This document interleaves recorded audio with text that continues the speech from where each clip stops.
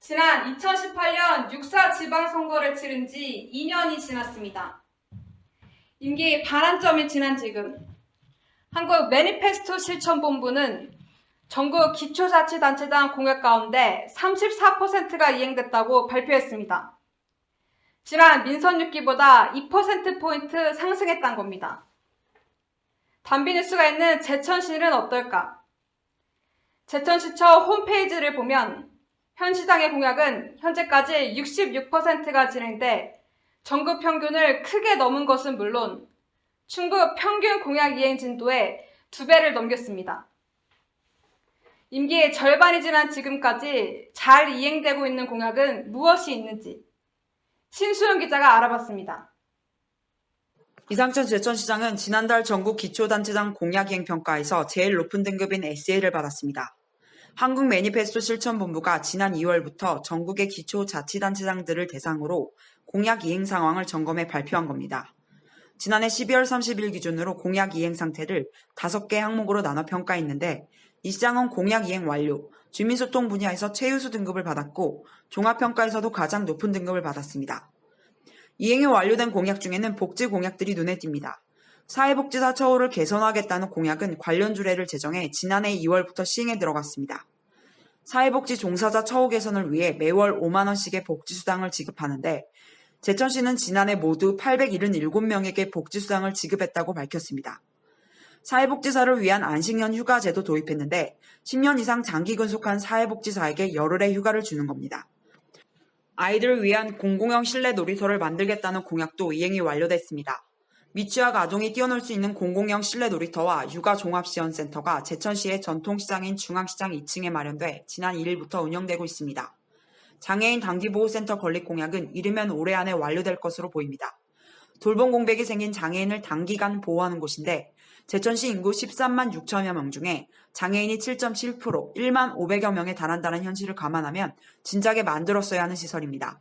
인프라도 확보하는 거고 장애인 부모들한테 조금 더 휴식할 수 있는 시간도 주는 거고. 당초 부지 확보와 예산 문제로 연면적 165제곱미터 규모로 공사를 진행하다 추가로 예산을 확보해 보건복지부 권고 기준인 310제곱미터로 규모를 확대해 공사가 진행되고 있습니다. 시설 공사만이 아니라 운영까지 내실 있게 진행될 수 있도록 시민들의 관심이 필요합니다. 단비뉴스 신수영입니다. 그런데 제천시의 공약 이행 상황 발표를 보면 이행률 100%인 공약이 전체의 절반이나 됩니다. 과연 100% 진행됐다는 공약들, 시민들이 보기에도 그런 걸까요?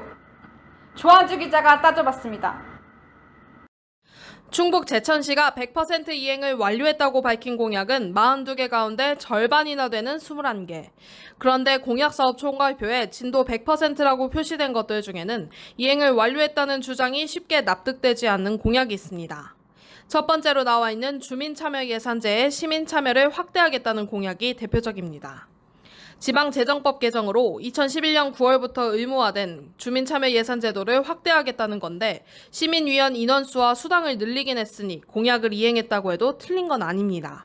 하지만 1년에 시민위원들이 참여하는 전체 회의를 단 2번만 여는 형식적인 공약인데 시민위원에게 예산 관련 교육도 제대로 하지 않은 채 위원수만 늘렸다고 100% 공약 이행 완료라고 주장하는 건 잘못하면 공약 이행률 부풀리기로 보일 수 있습니다.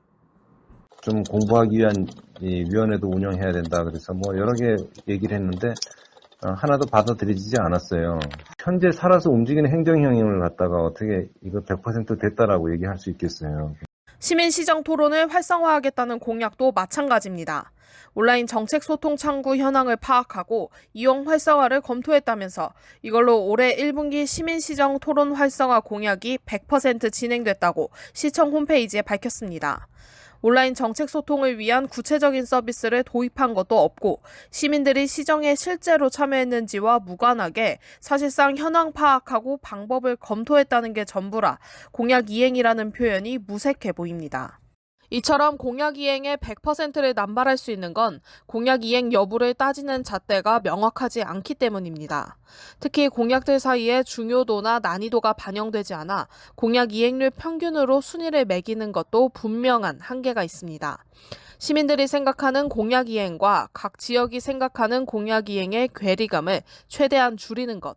공약 이행을 의식해 100%라고 표시하는 것보다는 시민들에게 정말 필요한 것이 무엇인지 그 공약을 처음 내세웠을 때 품었었던 정책 목표를 되새겨보는 게 우선이 아닐까요? 단비뉴스 조한주입니다.